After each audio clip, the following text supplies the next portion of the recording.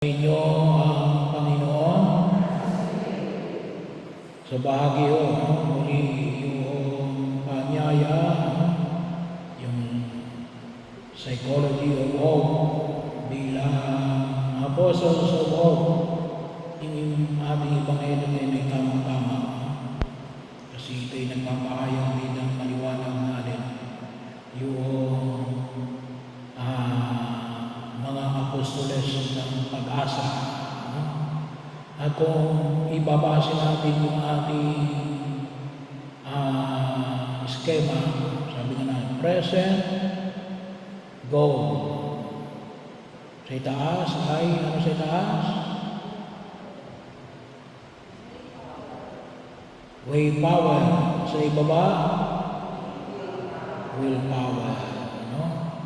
So, bahagi yun. Ano yung goal ng Ebanghelyo? Ano yung goal na nakita natin sa Ebanghelyo? Ano yung goal? Ano yung goal ng Ebanghelyo na napakinggan natin? Hindi nyo malaman natin ang goal.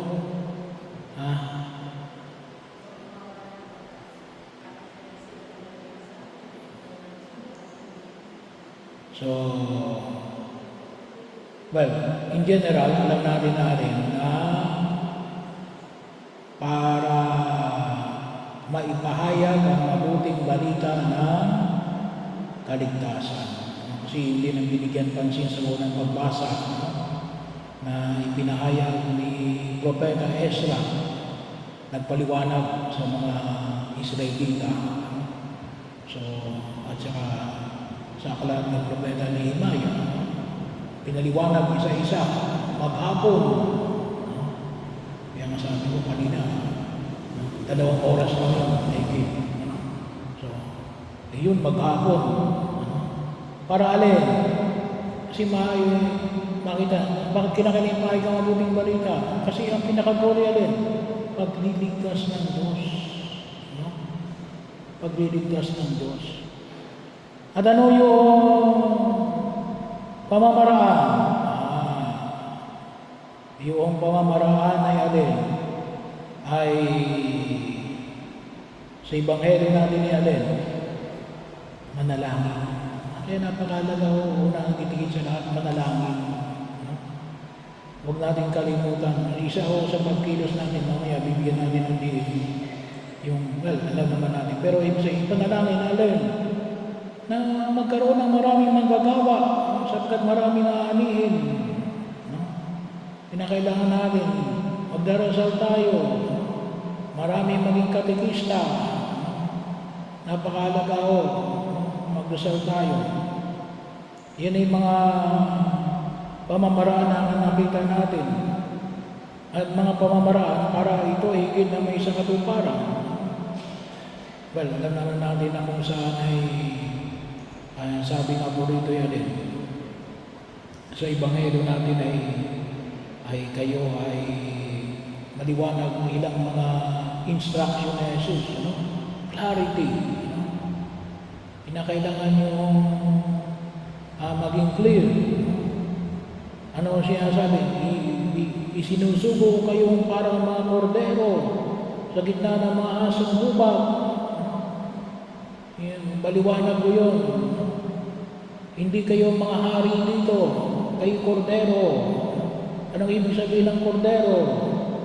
Ay di, pag sinabi natin kordero, mga tupang nakalaan na ialay. Ano? May alay na susunugin handog. Yan ang ibig sabihin ng kordero. Susunugin handog. You are bound to be sacrificed. But very clear. At hindi lang yun. Anong sabi? Sa gitna ng mga asong hubag. No? Hindi kayo papalakpakan. Lalamunin kayo. Ano bang sinabi ni Jesus dito?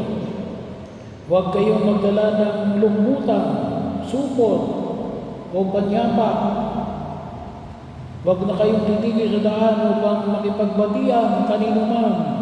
Kasi urgency. Huwag na kayong makipagtismisan. Pagpasok niyo sa limang bahay, ano sabihin ninyo? Ang sabihin niyo ay, ang kapayapaan ay magkasatahanan na ito. You become bringer of peace. Hindi pananakot, hindi gawa ng anumang uri na external force. Ngunit ang dalay alin, kapayapaan.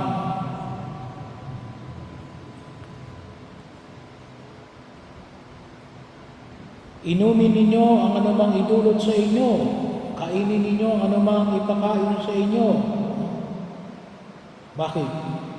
Kasi ang manggagawa ay may karapatan. So yun yung pamantayan. Ibig sabihin natin, yun yung willpower. Hindi kayo pababayaan ng Diyos. Hindi kayo pababayaan ng Diyos. So, bahagi yun.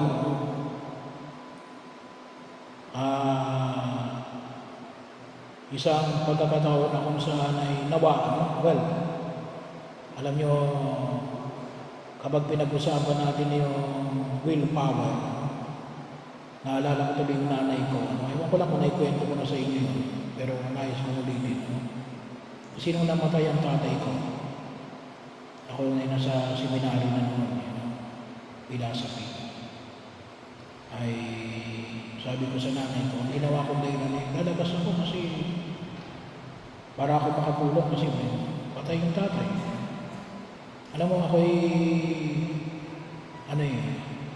humanga ako sa nanay ko.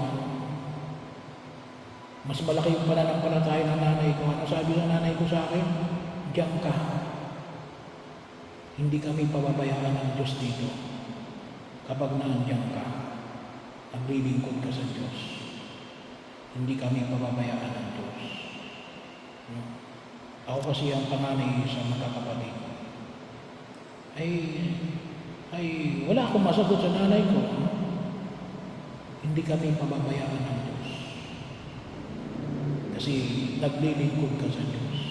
Kaya, itong ipinahayag dito. Yung sinasabi rito na yung ang mga manggagawa ay may karapatan sa kanyang upa, hindi yan yung sahod. Ngunit kung tusin yung alin, yan yung alin, yung pamantayan, yan yung willpower. Yan yung Diyos na hindi magpapabaya sa ating paglilingkod. At pagpanyayin natin, hindi lang tayo, pati yung mga mahal natin sa buhay. Ano ba yung sinabi rito? Clarity. Huwag kayong pagpapalipad-lipad ng bahay. Pagalingin ninyo ang mga may sakit. Kaya isa o yun sa mga pagkilos na kinakailangan. Yung pagkapagaling sa mga may sakit. Alam nyo, ako po talaga naghihiling talaga ako. Depende. Pero kapag may mga parokyano na nagsasabi ng Father, i-ano mo ko, pray over mo ako. Pray over ko. Sabi ko nga, kaya naglagay din ako ng healing doon sa parokya. Bagamat yung dati kong parokya kasi ay healer din. May araw din kami ng healing. Pero isa sa bahagi ko kasi din, sabi ko, kapag may sakit itong mga dito, tayo mga 4 districts, saan tayo nagpupunta? Nagpupunta tayo hindi sa pari. Saan tayo nagpupunta? Sa mga albularyo. Bawal yun. Bawal yun. No? Sabi ko nga, may lay minister ako. Nagkwento. Kasi nagpunta rin siya sa albularyo. Sabi ko, bawal yan. Against the first commandment yan. Kung minsan hindi natin alam, pero may minister na yun, ha? Ay bahagi mo yun. Kaya, Pagkapagaling siya, very clear yung pahayag na Jesus. Pero ano yun, sa mga tao, hindi tumanggap sa inyo, very clear din ang sabi ni Jesus. Ano sabi? Ipagpag ninyo. Pati ang mga alikabok sa inyo, mga sapin sa paa ay tanda ng alin. Bilang babala. Balaan mo sila. Bakit? Hindi nila tinanggap yung pag-aari ng Diyos. Nilalayo nilang sarili saan? Sa Diyos. Na alin? Na yun ay tumatahak sa daan ng alin? Kasiguraduhan ng kapahamakan. Ano?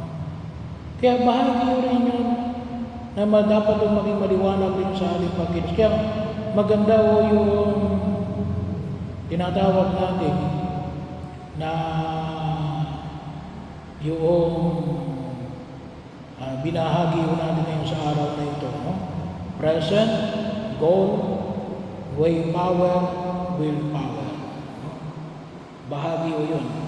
Ang maging ito man tungkol sa ating pananampalataya. At alin, yung pag-asa higit sa lahat ng alin, na magkamit ng kaligtasan ang sangkatauhan. At ito yung idalali natin sa harapan ng kung may kapal. Ano? Sabi ko nga, una, ay patuloy tayong manalangin. Ano? Pinakailangan natin. Ano man ang kagustuhan natin sa daigdig na ito, iuna natin yung panalangin. Pangalawa, bahagi yun ng ating pagkilos para makamit natin, sabi nga natin, look for something positive. Pero sa Ebanghelyo, ano yung binahagi ko sa atin? Huwag natin kalimutan. Pinagpala ka ng Diyos. No? Pinagpala ka ng Diyos. Kaya huwag natin kalimutan. Pinagpala ako ng Diyos. Baka nakakalimutan natin. Since when? Kailan? Mula kailan? Mula kailan ka pinagpala ng Diyos? Kailan? Kailan ka sinimulang pinagpala ng Diyos?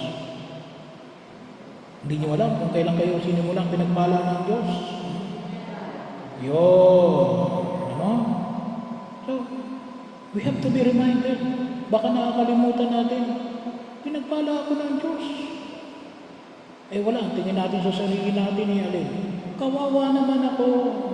No, hindi. Alisin natin yun. Kinakailangan i-instill natin saan? Sa kaliningan natin, sa kaisipan natin, sa kaluluwa natin, sa pagkatao natin, buong pagkatao natin. Pinagpala ako ng Diyos. First and foremost, yun yung biyaya ng pagliligtas ng Diyos.